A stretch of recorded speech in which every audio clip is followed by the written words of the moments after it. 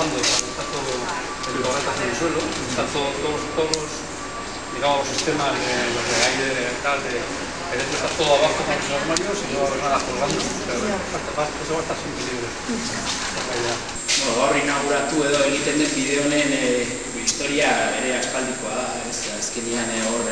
Antzanek komentatu duen bezala estutasunak zeuzkanak toki batzutan eta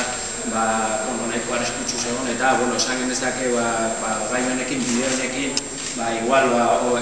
incluso 20 urteko ez hitz egiten ibili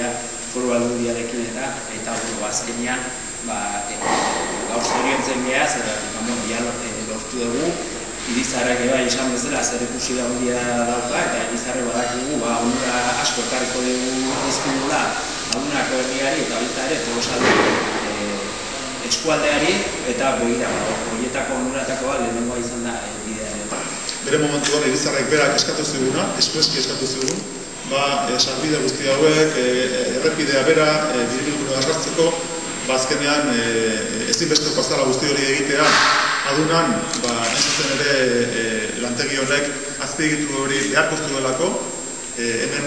garraio asko egongo da, autobus asko egongo da, eta horrek behar duena da, inguru guzti hau behar den bezala prestatzea.